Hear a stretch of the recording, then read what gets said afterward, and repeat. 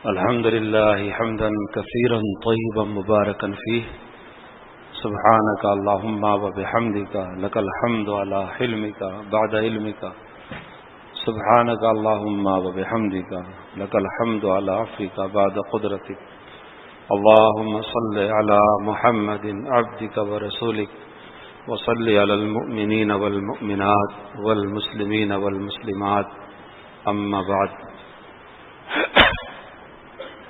بھائیوں، بزرگوں اور دوستوں، آپ کی اس مسجد میں وقفے وقفے سے حاضری ہوتی رہتی ہے. ہمارے دوست ہیں ہاشم موسیٰ سیٹھ صاحب، حضرت ہردوئی رحمۃ اللہ علیہ کے وہ میزبان تھے. حضرت ہردوئی کے ایک اور میزبان کلکتہ سے یہاں تشریف لائے. اس مناسبت سے ہاشم بھائی نے یاد کیا تو میں حاضر ہو گیا. پھر انہوں نے حکم دیا کہ کچھ دین کی بات بھی جمعہ میں ہو جائے. اللہ کا فضل ہے، آپ حضرات سے طبیعت مانوس ہے، یہاں حاضری ہوتی رہتی ہے. جو باتیں اللہ تعالیٰ دل میں ڈالے گا، جو اپنے بڑوں سے ہم نے سن رکھی ہے، اس نیت سے پیش کریں گے کہ اللہ ہم کو بھی عمل کی توفیق دے، آپ کو بھی عمل کی توفیق دے. دیکھیے، اللہ والوں کا تعلق آدمی کو دنیا میں بھی فائدہ پہنچاتا ہے، آخرت میں بھی فائدہ پہنچاتا ہے. حضرت مولانا شاہ الحق صاحب رحمۃ اللہ علیہ نے بہت برسوں پہلے، 20 برس سے زیادہ کا زمانہ ہو گیا کہ یہاں قیام کیا تھا. لیکن اس کا فیض آج بھی یہ ہے کہ حضرت کے متعلقین ملک بھر سے آتے ہیں اور حضرت کے یہاں آتے ہیں، ملتے ہیں. تو اللہ والوں کا فیض بہت دنوں تک جاری رہتا ہے ہر اعتبار سے. اللہ تعالی ہم کو اپنے بڑوں کی، بزرگوں کی قدر کرنے کی توفیق عطا فرمائے. جو ہمارے بڑے دنیا سے چلے گئے، اللہ ان کے درجات کو بلند کرے. جو ہیں، اللہ ان کی عمروں میں صحت سلامتی کے ساتھ برکت عطا فرمائے. ہم سب کو قدر کی توفیق عطا فرمائے. میرے عزیز دوستو، جمعہ میں عام طور پر میرا معمول ہے کسی بھی مسجد میں جانا ہوا تو میں واعظ، بیان، تقریر کے تکلف سے الگ ہو کر کے ہر نمازی سے 2 چیز کی درخواست کرتا ہوں. میں نے کبھی آپ سے بھی وہ بات کہی ہوگی، چونکہ میں کثرت سے یہاں آتا ہوں، مختصر اس کا مذاکرہ کر لیتا ہوں. جمعہ کے دن کا سب سے اہم کام ہے کثرت سے درود شریف پڑھنا.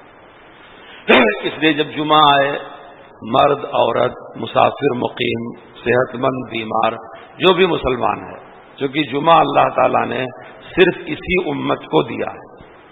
حضرت رسول پاک صلی اللہ علیہ وسلم کی نسبت سے یہ جمعہ کا نفع ہے، یہ جمعہ کا مقصد ہے، یہ جمعہ کی صحیح قدردانی ہے. اور اس طرف نبی پاک نے خود توجہ دلائی ہے کہ مجھ پر روشن رات اور روشن دن میں کثرت سے درود پڑھا کرو. اور دنوں میں تو پڑھا ہی جائے گا، لیکن اس رات میں جو گزر گئی اور یہ دن جو گزر رہا ہے، ہم کو، آپ کو بہت بہت اہتمام کرنا چاہیے. نماز والا درود شریف پڑھ لیں، اچھی بات ہے.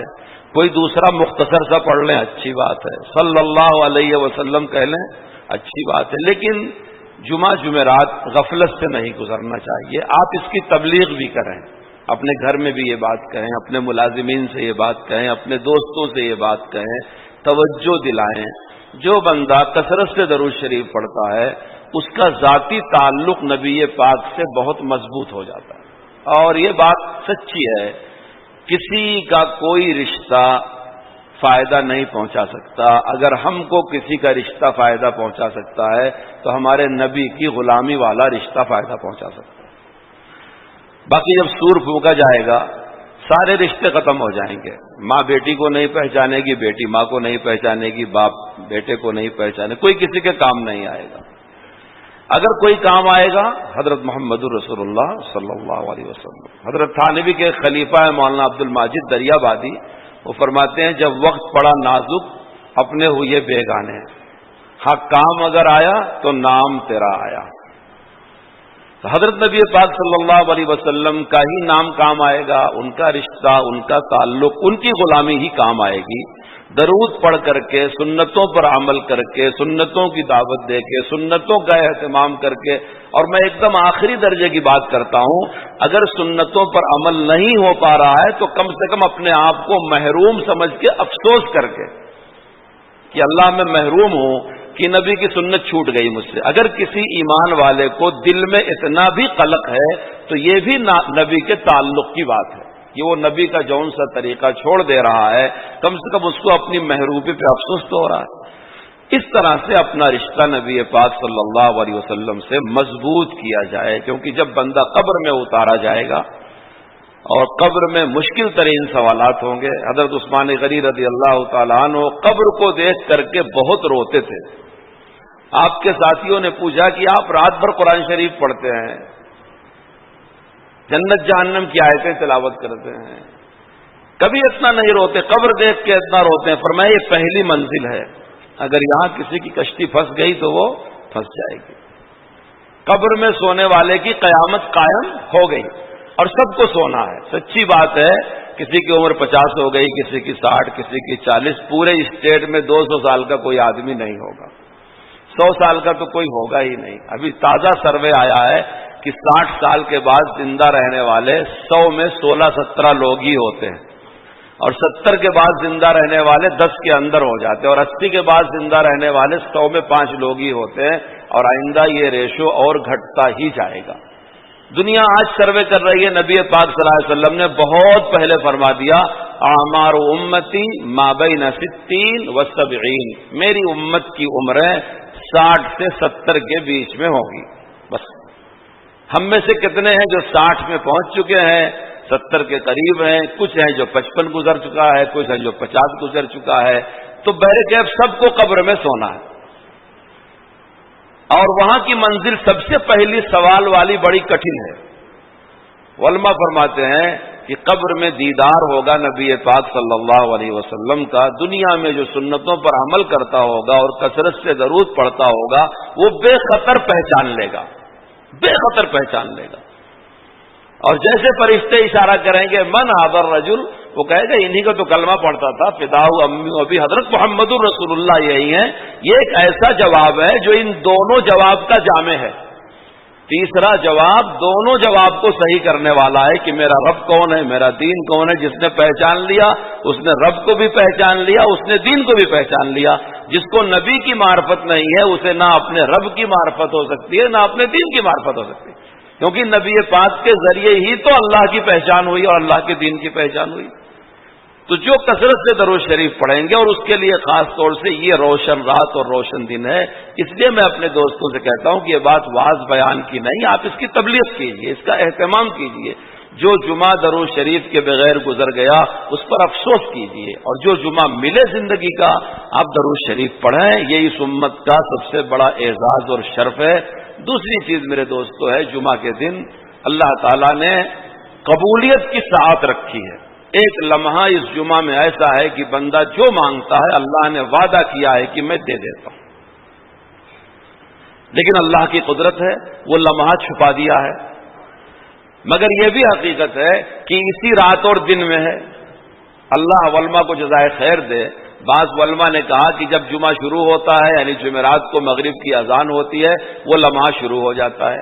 بڑا خاص وقت ہے دعا کا.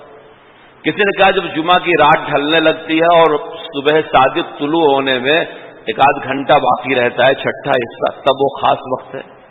کسی نے کہا کہ اذان سے لے کے فجر کا سلام پھیرنے تک، کسی نے کہا اشراق تک، کسی نے کہا جب جمعہ کی اذان زوال پر پکاری جاتی ہے تب مقبولیت کا وقت شروع ہوتا ہے. کسی اللہ والے نے کہا جب امام صاحب خطبے میں 2 خطبوں کے بیچ میں بیٹھتے ہیں جب بڑا قبولیت کا وقت ہے، آدمی دل دل میں اللہ سے دعا کرے. کسی نے کہا جب امام صاحب سلام پھیرتے ہیں. کسی محدث مفسر نے فرمایا کہ جمعہ کے دن عصر سے مغرب تک کا وقت ہے. میں کہتا ہوں ہے تو 24 ہی گھنٹہ، اسی میں تو وقت ہے. ہم یہ بھی کر سکتے ہیں کسی جمعہ کو رات کو زندہ رکھیں، کسی جمعہ کو دن کو زندہ رکھیں، کسی جمعہ کو عصر کے بعد اہتمام. اگر ہم 3-4 بھائی ہیں، گھر میں کئی ممبر اور کئی لوگ ہیں، خاص طور سے اگر بوڑھے ماں باپ ہیں تو ان سے کہیں، کیونکہ نبی کے بعد سب سے مؤثر دعا امت کے لیے اس کے والدین کی دعا ہے، اور والدین میں بھی اس کے والد کی. بعض چیزیں ایسی ہیں کہ ہم لوگوں سے اس کی طرف سے غفلت ہو رہی ہے. ہم کسی بزرگ کے پاس جاتے ہیں، کہتے ہیں دعا کرو، کسی اجتماع میں جاتے ہیں کہتے ہیں دعا کرو، کسی مجلس میں جاتے ہیں کہتے ہیں دعا کرو، امام صاحب کو پرچے بھیجتے ہیں دعا کرو۔ آپ کسی عالم دین سے پوچھ لیجئے، آپ کے لیے سب سے زیادہ مؤثر دعا والدین کی دعا ہے، اس کے بعد ہی سب کی دعائیں ہیں۔ اچھا، والدین کے لیے حاجی ہونا شرط نہیں، نمازی ہونا شرط نہیں، بزرگ ہونا شرط نہیں، قاری ہونا شرط نہیں، مفتی، کوئی شرط نہیں ہے۔ جس سے آپ پیدا ہوئے ہیں وہ ماں باپ ہیں۔ ماں کے پیر کے نیچے جنت ہے، اور باپ جنت کا دروازہ ہے، وہ چاہے جاہل ہو، نافرمان ہو، جیسا بھی ہو، اس نے آپ کو جنم دیا ہے۔ وہ ماں ہماری طرف سے پڑھے لکھے لوگوں سے، ہمارے جیسے مدرسوں کے پڑھنے والوں سے بھی غفلت ہوتی ہے کہ وہ ماں باپ کو جاہل سمجھ کر کے اس کی عزت کم کرتے ہیں۔ بھئی ماں ہے، باپ کیسے بھی ہو۔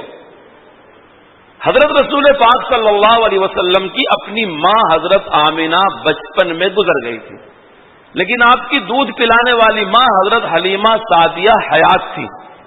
فتح مکہ کے بعد تک آپ زندہ تھی۔ جیرانہ ایک مسجد ہے جہاں سے حاجی عمرہ کرنے جاتا ہے، اسی کے قریب وہ قبیلہ بنو سعد ہے، وہیں وہ رہتی تھی، اور انہی جنگلوں میں نبی پاک نے ان کی بکریاں چرائی تھی اپنے بچپن میں۔ جب آپ واپس جا رہے تھے، جیرانہ میں ٹھہرے تھے، تو ایک مدنی راوی ہیں، مدینہ شریف کے انصاری صحابی ہیں، ان کی یہ روایت حدیث کی کتابوں میں لکھی ہے۔ وہ کہتے ہیں میں نے دیکھا ہے چادر اوڑھے ہوئے ایک بڈھی عورت لڑکھڑاتی ہوئی گرتی ہوئی مجمع کی طرف آ رہی ہے۔ دو طرح کا مجمع تھا، کچھ مکے والے تھے، کچھ مدینے والے تھے، تو اس میں سے لوگ پہچاننے والے بھی تھے، تو جدھر سے وہ بڑھیا گزرتی مجمع ہٹتا جاتا تھا، یہاں تک کہ وہ رسول پاک کے پاس پہنچ گئیں۔ آپ بڑے کام میں مشغول تھے، کچھ تقسیم کر رہے تھے صحابہ کو، جب آپ کی نظر پڑی آپ نے کام چھوڑ دیا۔ اور میں جب یہ روایت بیان کرتا ہوں میرے رونگٹے کھڑے ہو جاتے ہیں۔ رسول پاک نے جسم کے اوپر کی چادر اتاری اور زمین میں بچھا دیا، اور اس پر اپنی اس بڑھیا ماں کو بیٹھایا جس نے بچپن میں نبی پاک کو دودھ پلایا۔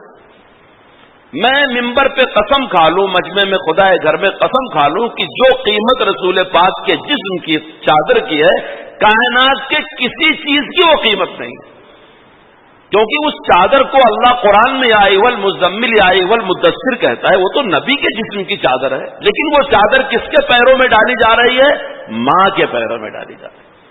اور پھر وہی مدنی صحابی کہتے ہیں کہ رسول پاک نے ان کو بیٹھا کے ان سے پیار کی باتیں کہنا شروع کر دی۔ ایک حدیث شریف میں ہے کہ اگر کوئی بیٹا اپنے آپ کو ایسا بنا لیتا ہے کہ اس کے ماں باپ اس سے دل کی بات کہتے ہوئے ڈریں تو اس کی بدنصیبی ہے۔ یہ قرآن میں نص قطعی آیت کریمہ ہے کہ ماں باپ کے سامنے جھک کے بات کیا کرو، زور تیز آواز سے ان کے سامنے بات نہ کیا کرو۔ حضرت رسول اللہ صلی اللہ علیہ وسلم نبی ہیں، نبی کی دعا کے بعد ہمارے حق میں سب سے زیادہ ہمارے ماں اور باپ کی دعا مؤثر ہے۔ اگر وہ زندہ ہیں ہمارے گھروں میں، جس کے والدین زندہ ہیں اللہ ان کی عمر میں برکت عطا فرمائے، اور جس کے چلے گئے اللہ ان کو کروٹ کروٹ آرام نصیب فرمائے، ان کی قبر کو اللہ جنت کی باغ بنا دے، ان کو خوب راحت نصیب فرمائے۔ لیکن جس کے زندہ ہیں وہ جمعہ کے دن کم سے کم اپنے والدین سے اپنی تکلیف کے لیے دعا کے لیے کہہ تو سکتے ہیں کہ امی یہ تکلیف ہے، آج ہم تکلیف میں گھرے ہوئے ہیں۔ کوئی ایسا بندہ نہیں ہے جو سکھی ہو۔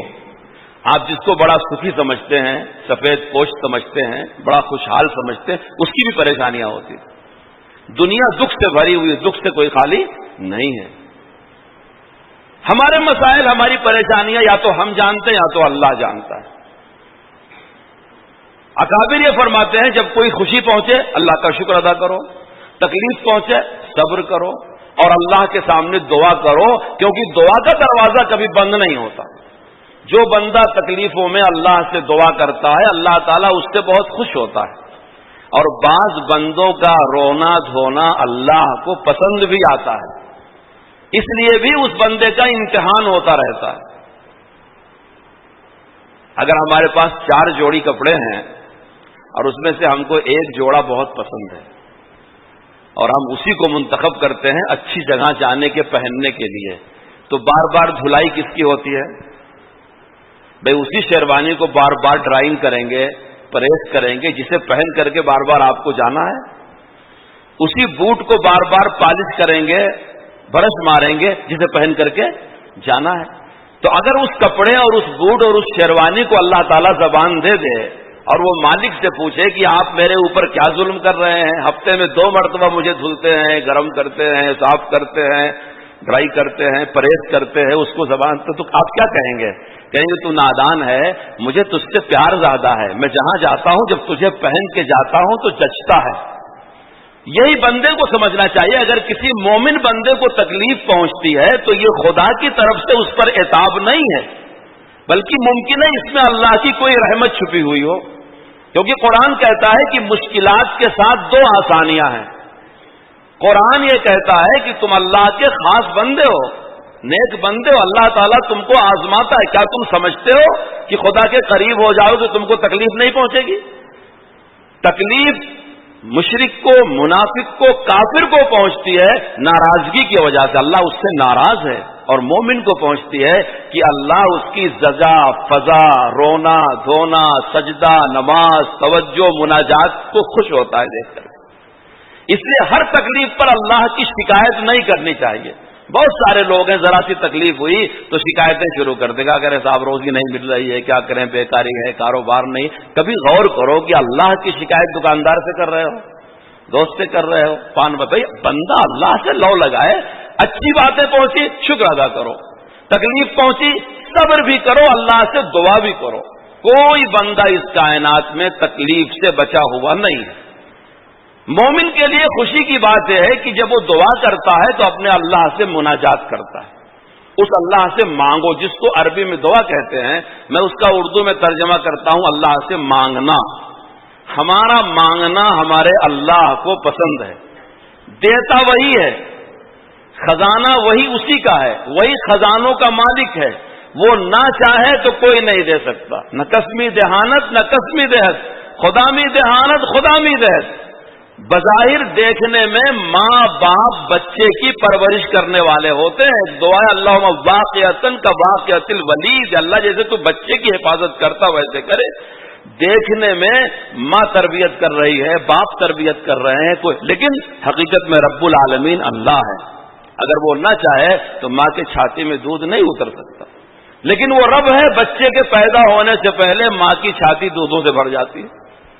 آج تک دنیا پتہ نہیں لگا سکی کہ اس بچے کے رونے میں اور ماں کی چھاتی کے دودھ اترنے میں کیا کنیکشن لگا ہوا، ادھر بچہ رویا ادھر ماں کی چھاتی دودھ سے بھر گئی۔ مولانا رومی کہتے ہیں غم روزی مخر برہم مزن اور آ کے دفتر رہا، غم روزی مخر برہم مزن اور آ کے دفتر رہا، کہ پیشس طفل عزت پر کنت پستان مادر رہا۔ کیا انسان تو یقین کرے کہ تجھے پالنے والا اللہ ہی ہے، تو روزی کے لیے حرام کرتا ہے، ناجائز کرتا ہے، رشتے توڑتا ہے، گناہ کرتا ہے، ظلم کرتا ہے، نہیں، مقدر کی لکھی ہوئی روزی مل کے رہے گی، کیونکہ دیکھو نا بچہ پیدا ہونے سے پہلے ماں کی پستان دودھ سے بھر جاتی ہے، یہ بھرنے والا اللہ ہے۔ ابھی روزی کھانے والا دنیا میں نہیں آیا ہے، لیکن اس کی روزی ماں کے پستان میں آ گئی۔ وہ دوسری مثال دیتے ہیں کہ تمہارے گھروں میں چھپکلی دوڑتی رہتی ہے، کبھی تم نے غور کیا اس کو پر نہیں ہے، اس کی روزی کو اللہ نے پر لگایا ہے، اس کی روزی اڑ کر کے اس کے پاس پہنچتی ہے، پھر یہ شکار کرتی ہے۔ تو وہ اللہ جو اپنی ہزاروں مخلوقات کو روزی دیتا ہے، وہ تمہارا بھی رب ہے، تم کو بھی روزی دینے والا ہے۔ وہ تم سے یہ چاہتا ہے کہ حلال راستے اختیار کرو، جائز راستے اختیار کرو، اللہ سے مانگو، جزا فضا کرو، اس کے حق کو ادا کرو، اس طرح سے روزی کماؤ، روزی کے لیے اللہ کو بھولو نہیں۔ میں عرض کر رہا تھا کہ جس کو دعا کہتے ہیں اسے اللہ سے مانگنا کہتے ہیں۔ جمعہ میں ایک ساعت ایسی ہے کہ اس مانگنے میں اللہ کا وعدہ ہے کہ وہ رد نہیں کرے گا، ضرور دے گا، اگر یہاں دینا مناسب نہیں تو وہاں دے گا، مگر دے گا ضرور۔ اور بعض لوگوں کی دعائیں یہاں قبول نہیں ہوتی، وہاں ملیں گی، وہ دیکھ کے گھبرا جائیں گے، نیکیوں کا پہاڑ کہاں سے آیا نامہ اعمال میں۔ اللہ یاد دلائے گا تم نے دنیا میں دعا کی تھی، وہاں تو ملی نہیں تھی، کہاں نہیں ملی تھی، فرمائے گا میں نے آج کے دن کے لیے بچا کے رکھا تھا۔ تو وہ حسرت کرے گا کہ اے کاش میری ایک دعا بھی دنیا میں قبول نہ ہوتی، کیونکہ ہماری سب سے بڑی ضرورت کا دن آخرت کا دن ہے، جس دن دنیا کا کوئی سکہ نہیں چلے گا، صرف ایمان اور اعمال کا ہی سکہ چلے گا، وہ بھی اللہ کے فضل کے ساتھ۔ اگر اللہ کا فضل نہ ہوا، حضرت عائشہ فرماتی من نوقش فقد ہلک، زیادہ اپنے اعمال پر بھی غرور فخر نہ کرو۔ اگر اللہ نے کیوں کیسے سوال جواب شروع کر دیا تو ایک سجدے کا حساب دینا بھی آسان نہیں ہوگا۔ اس لیے ایمان اور اعمال کا سکہ آخرت میں چلے گا، لیکن اللہ کے فضل کے ساتھ ہی چلے گا۔ یہ دو چیز ہے جو اپنے دوستوں سے اکثر میں جمعہ کی ملاقات میں اس امید پہ کہتا ہوں کہ آپ میرے لیے بھی دعا کریں گے، اور یہ کوئی تقریر نہیں ہے بلکہ آپ اپنے گھر والوں کو بھی یہ بات سمجھائیں گے، دکان والوں کو، پڑوسیوں کو، دوستوں کو۔ 8ویں دن جمعہ آتا ہے، جمعہ میں فرض نماز 2 رکعت پڑھی جاتی ہے، خطبہ پڑھا جاتا ہے، جمعہ مومن کے لیے عید کہا جاتا ہے، جمعہ سارے دنوں کا سردار، یہ امت ساری امتوں کی سردار، ہمارے نبی صلی اللہ علیہ وسلم سارے نبیوں اور سارے کائنات کے سردار۔ جمعہ سے جمعہ تک مومن کی ترقی ہوتی ہے، اس کے حالات اچھے ہوتے ہیں، اس کے اعمال ترقی کرتے ہیں، اس کو سکون اور راحت ملتی ہے۔ اگر کسی نے 2 چیز کا اہتمام کیا، آپ دیکھ لیں تجربہ کر کے، آپ کا جمعہ آپ کے لیے کتنے سکون اور راحت کا ذریعہ بنے گا۔ ورنہ ہم نے فرض ادا کر لیا، نماز پڑھ لیا، سنت ادا کر لیا، غسل کر لیا، خطبہ سن لیا، امام سے قریب ہو گئے، اس کا نفع یہ ہے کہ اللہ تعالیٰ جمعہ سے جمعہ تک کے گناہ معاف کر دے گا۔ حدیث شریف میں ہے کہ جس نے جمعہ کے دن صبح سویرے نہایا دھویا، غسل کیا، مسجد آیا، ممبر سے قریب ہو کے بیٹھا، خطیب کی بات سنا، غفر لہ ما تقدم من ذنبی، 1 ہفتے گناہ معاف ہو گئے۔ تو جمعہ کا ایک ایک قدم اپنے اندر بڑی فضیلت رکھتا ہے۔ یہ 2 کام انتہائی بنیادی ہیں جو ہر مسلمان کے لیے ہے۔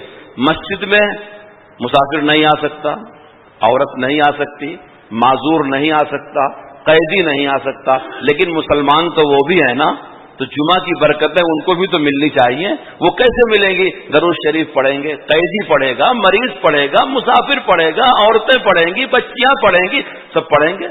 دعا کا دروازہ کسی پر بند نہیں ہے۔ مسجد کے محراب میں دعا کرو تب بھی وہ سنتا ہے، اپنے گھر کی کال کوٹری میں دعا کرو تب بھی وہ سنتا ہے، زبان سے یاد کرو تب بھی وہ سنتا ہے، دل میں یاد کرو تب بھی وہ سنتا ہے۔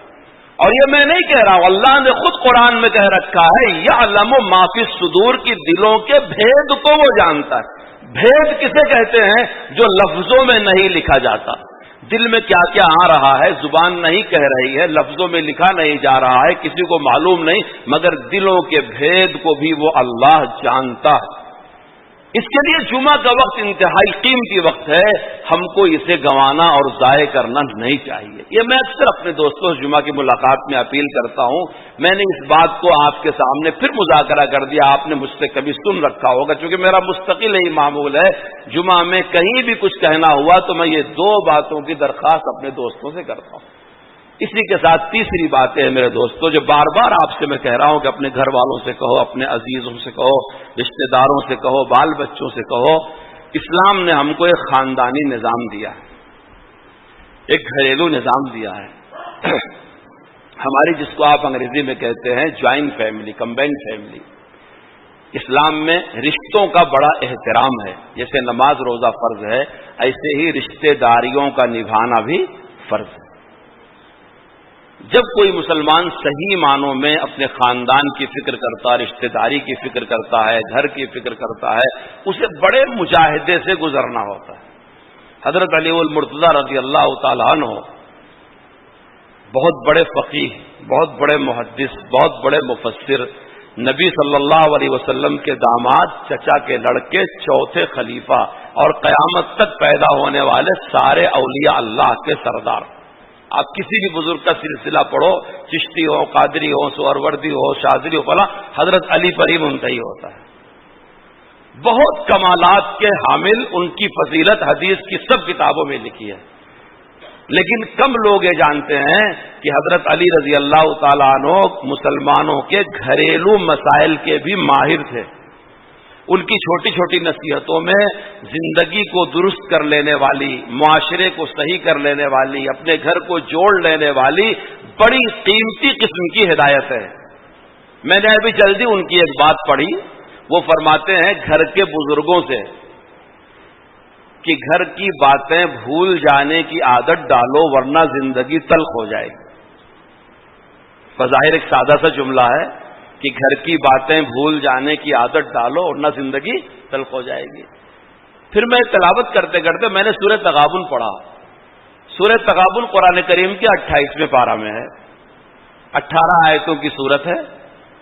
اس کی 14 نمبر کی سورت پڑھ کر کے تلاوت تو بارہا کرتے رہتے ہیں، اس ملفوظ کے ساتھ، اس تفسیر کے ساتھ جوڑ کر کے اس کی تلاوت کیا تو عجیب و غریب اس کا مضمون ہے۔ حفاظ کرام بھی غور کر لیں، علماء بھی غور کر لیں۔ میں آپ سے عرض کرتا ہوں شاید آپ کے بھی کان کھڑے ہو جائیں کہ اللہ کیا فرما رہا ہے اس آیت میں۔ اللہ فرما رہا ہے یا ایھا الذین آمنوا ان من ازواجکم واولادکم عدوا لکم فاحذروہم، اے ایمان والو تمہاری کچھ کی بیویاں، کچھ کی اولادیں تمہاری دشمن ہیں۔ یہ قرآن کہہ رہا، سورہ تغابن کے 14 نمبر کی آیت ہے، دوسرا رکوع ہے، آپ تو اٹھا کر کے دیکھ تفسیر سن لیجئے گا، علماء سے پوچھ لیجئے گا۔ اللہ فرما رہا ہے اے ایمان والو تم میں سے بعض کی بیویاں اور اولاد تمہاری دشمن ہیں۔ ان من ازواجکم واولادکم عدوا لکم فاحذروہم وان تعفوا وتصفحوا وتغفروا فان اللہ غفور رحیم۔ اس ایک آیت کریمہ میں ہمارے مکمل خاندانی مسائل اور مشکلات کا حل اللہ نے رکھا ہے۔ ایک دشمن کے ساتھ آدمی زندگی کیسے گزارا کرتا ہے؟ اب آپ دل پر ہاتھ رکھ کے دیکھو، ہم میں سے بہت سے ماں باپ کو شاید باہر کے دشمنوں سے وہ تکلیف نہ پہنچی ہو جو کبھی اپنی بیوی اور بچوں کی طرف سے پہنچی ہو۔ بڑے سے بڑا بہادر کبھی کسی دشمن کے سامنے نہیں رویا ہوگا، لیکن جب اس کی اولاد نے کبھی اسے اذیت دیا ہوگا، ایک جملہ ایسا کہا ہوگا، ایک حرکت ایسی کی ہوگی، ایک کام ایسا کیا ہو گیا تو اس کا دل ٹکڑے ہو گیا ہوگا، اس کی آنکھ سے آنسو کا دریا روا ہو گیا ہوگا۔ یہ قرآن کی سچائی ہے۔ قرآن کریم چونکہ اللہ کی سچی کتاب ہے، اس لیے وہ حقیقت بھی بتاتی ہے، علاج بھی بتاتا ہے۔ اس کا قرآن علاج کیا بتاتا ہے؟ وَإِن تَعْفُوا وَتَصْفَحُوا وَتَغْفِرُوا، قرآن کہتا ہے ان کو نظر انداز کرنے کی عادت ڈالو۔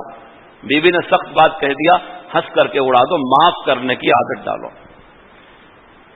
نظر انداز کرو، معاف کرو، ان سے انتقام نہ لو۔ کیوں؟ فرمایا اللہ غفور الرحیم ہے۔ اپنے بھی تو کرتوت سوچو، شاید کبھی تم نے بھی کسی کو ناراض کیا ہو، کبھی تمہارے بھی قول و فعل سے کسی کو اذیت پہنچی ہو۔ آج ہمارا خاندانی نظام جو منتشر ہوا ہے اس میں رشتوں کا احترام باقی نہیں رہ گیا۔ حالانکہ رشتے نماز روزے کی طرح رشتے نبھانا فرض ہے، اور ان تلخیوں کے ساتھ نبھانا فرض ہے۔ یہ قرآن کریم کی سچائی ہے، اور حضرت علی اس کا طریقہ سکھا رہے ہیں کہ گھر کی بہت ساری باتیں بھولنے کی عادت ڈالو، نہیں تو زندگی تلخ ہو جائے گی۔ بیوی کی بات کیوں بھولو؟ اس لیے کہ وہ ٹیڑھی پسلی سے پیدا ہوئی ہے، کمزور ہے۔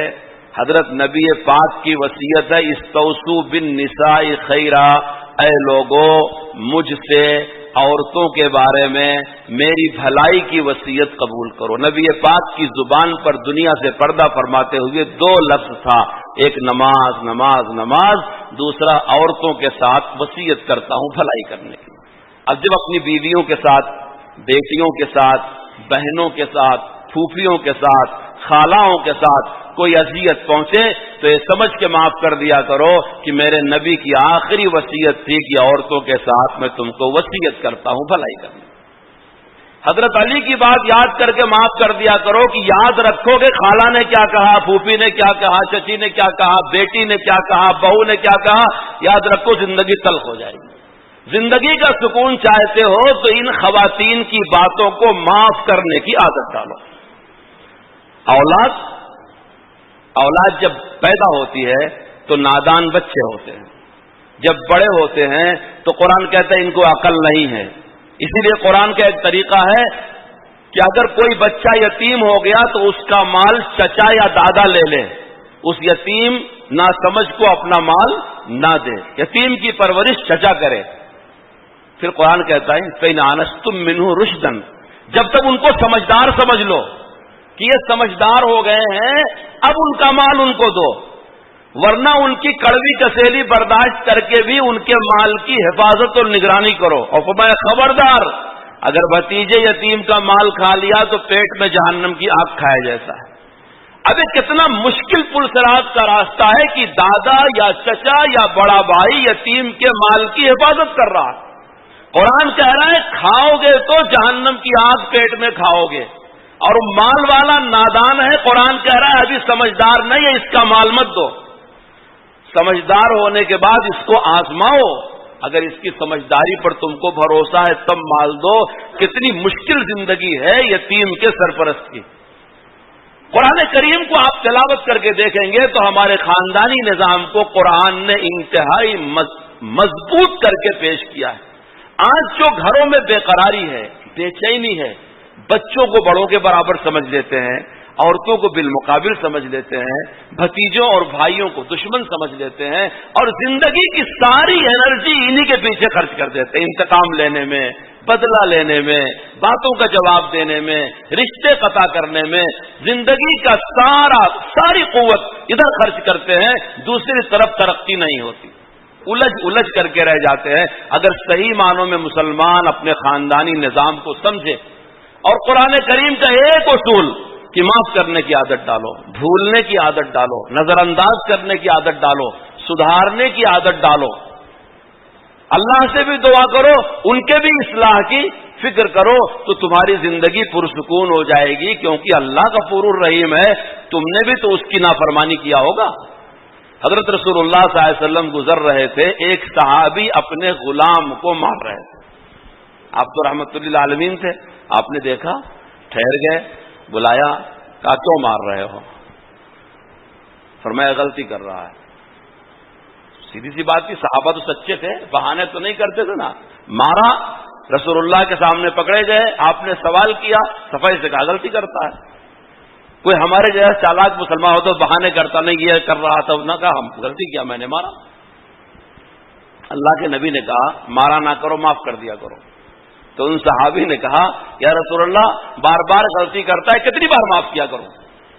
وہ بھی سچی بات تھی، بھائی بچوں کی طرف سے ماں باپ کو زحمت، شاگرد کی طرف سے استاد کو زحمت، دوست بھائی کی ہوتا نہیں ہوتا ہے ایسا بات، اپنے گماشتے نوکروں کی طرف سے، مینیجروں کی طرف سے ہوتی، میں بار بار غلطی کرتا ہے کب تک معاف کروں؟ نبی پاک نے ایک جملہ فرمایا، وہی ترجمۃ الباب اس حدیث کا، فرمایا جتنی بار اپنے اللہ سے تم معافی کی امید رکھتے ہو اتنی بار معاف کر دیں۔ آپ سمجھ گئے؟ یہیں آ کر کے سماج کی وہ بات بھی یاد رکھو، اگر سماج میں کبھی کسی نے بڑا گناہ کر دیا، ہم زندگی بھر اس کو تانا دیتے رہتے ہیں، اس بیچارے نے تو گناہ کر کے شاید توبہ کر لیا ہو، گویا اللہ نے معاف کر دیا، ہم معاف کرنے کے لیے تیار نہیں۔ خاندان میں کسی جوان سے، کسی بچے سے، کسی بچی سے، کسی عزیز سے کوئی غلطی ہو گئی، مرنے تک اس کو ہم تانا دیتے رہتے ہیں، اور یہ بھول جاتے ہیں کہ ہمارے نبی کو یہ بات بہت بری لگتی ہے کوئی ان کے امت کو تانا دے۔ رسول اللہ صلی اللہ علیہ وسلم کبھی کسی کو تانا نہیں دیا کرتے تھے، اس لیے ہم تانا دے رہے ہیں، اور کس کو دے رہے ہیں؟ شاید اس نے گناہ کر کے اللہ سے توبہ کر لیا ہو، تو گناہ کر کے بھی توبہ کر کے اللہ کا قریبی ہو گیا، اور ہم آج بھی تانے دے دے کر کے اللہ سے دور ہوتے چلے جا رہے ہیں۔ گویا خدا نے تو معاف کر دیا، ہم معاف کرنے کے لیے تیار نہیں ہیں۔ یہ وہ چیزیں ہیں جو ہمارے خاندانی نظام کو انتہائی متاثر کرتی ہیں، اور رشتہ قریب ہونے کے باوجود بھی ہم ایک دوسرے سے جڑ نہیں پاتے۔ حالانکہ ہمارے نبی صلی اللہ علیہ وسلم نے رشتہ داروں کا، خاندانوں کا بہت لحاظ کیا تھا، اور یاد رکھو قیامت کے حساب و کتاب میں رشتوں کا بھی حساب ہوگا۔ آپ کی پرورش آپ کے دادا نے کیا تھا، دادا کے بعد چچا نے کیا تھا، چچا کا نام ابو طالب تھا، ابو طالب کی بیٹی کا نام ام ہانی تھا۔ جب مکہ فتح ہوا اور آپ تشریف لائے، آج تو آپ مکے میں فاتح بن کے داخل ہوئے تھے، ایک دن وہ تھا کہ آپ کو مکے سے نکالا گیا تھا، آج آپ مکہ شریف میں فاتحانہ داخل ہو رہے ہیں، اور سارے دشمن سامنے کھڑے ہیں، معافی کی آپ سب کو معاف بھی کر دے رہے ہیں، لیکن آپ کس کے گھر گئے؟ حضرت ام ہانی کے گھر گئے، جو آپ کے چچا کی بڑی بیٹی تھی، آپ ان کو اپنی بہن مانتے تھے، ان کے گھر گئے اور آپ نے وہیں غسل کیا، ابھی بہت قریب تک حرم شریف میں اس حصے کو بیت ام ہانی کہتے تھے، اور وہاں وہ پتھر لگا ہوا تھا جس پہ آپ نے غسل کیا تھا کھمبے کی شکل میں۔ بعد میں دوسرے لوگ آئے، فرمایا رسول اللہ عقیل کے گھر چلیے، ابو طالب کے بچے طالب، عقیل، جعفر، علی، اس میں سے حضرت عقیل مسلمان نہیں ہوئے تھے، جعفر مسلمان ہوئے تھے، ان کا لقب جعفر تیار ہے۔ حضرت علی بچوں میں سب سے پہلے مسلمان ہوئی، آپ کے ساتھ آئے، آپ کے داماد ہوئے، تو آپ نے فرمایا عقیل نے ہمارے لیے کچھ چھوڑا نہیں ہے، ہم کیا چلیں۔ پھر انہی عقیل کے بچے مسلمان ہوئے تو حضرت حسین نے ان کے ساتھ بہترین نبھاؤ کیا۔ آپ کسی طرح سے کبھی بھی، اب ربیع الاول کا مہینہ آ رہا ہے، میں نوجوان بچوں سے خاص طور سے درخواست کروں گا سیرت پاک کا چیپٹر پڑھیں، مواد پڑھیں۔ اب تک آپ نے نماز، روزہ، حج، زکات کا بیان خوب سن لیا، آج میں درخواست کر کے جا رہا ہوں کہ رسول اللہ کی سیرت میں یہ تلاش کرو کہ آپ نے رشتے کیسے نبھائے ہیں، کس رشتہ دار نے کیا اذیت دیا، آپ نے اسے کیسے معاف کیا، اور کس طرح اس کے آڑے وقت میں اور دکھ میں آپ کام آئے ہیں، اور اسی کی اس وقت ہم کو ضرورت ہے اگر ہماری گھریلو زندگی پرسکون ہونا ہم چاہتے ہیں تو، اگر ہماری کمیونٹی کو مضبوط کرنا چاہتے ہیں، مسلمان بھائی سے قریب لانا چاہتے ہیں، سکون کا معاشرہ اگر چاہتے ہیں، تو ہم کو انہی صحابہ والے معاشرے کو پکڑنا ہے جو رسول اللہ نے دنیا میں بنایا تھا، جہاں تمام باتوں کے باوجود بھی ایک دوسرے کے حق کو پہچانتے تھے، ادا کرتے تھے، معاف کرتے تھے، سینے سے لگاتے تھے۔ وقت ہو گیا ہے، 1:15 بجے تک کا یہ وقت تھا، میں نے جو کہا میں خود بھی اس پر عمل کا محتاج ہوں، اللہ مجھے بھی عمل کی توفیق دے، آپ کو بھی عمل کی توفیق دے۔ اس مسجد کو دیکھ کے جی بہت خوش ہوتا ہے، صاف ستھرا نظام، وضو خانہ، حمام، اللہ تعالیٰ اور مسجدوں کو بھی اس کا اہتمام کرنے کی توفیق عطا فرمائے۔ ہماری مسجدیں پاک صاف رہنے چاہیے، ایک بہترین ہماری یہ دعوت ہے، اللہ تعالیٰ تمام مساجد مدارس کی حفاظت بھی فرمائے، اس میں خدمت کرنے والوں کو بھی اللہ تعالیٰ قبول فرمائے، نظر بد سے اللہ تعالیٰ حفاظت فرمائے، آمین۔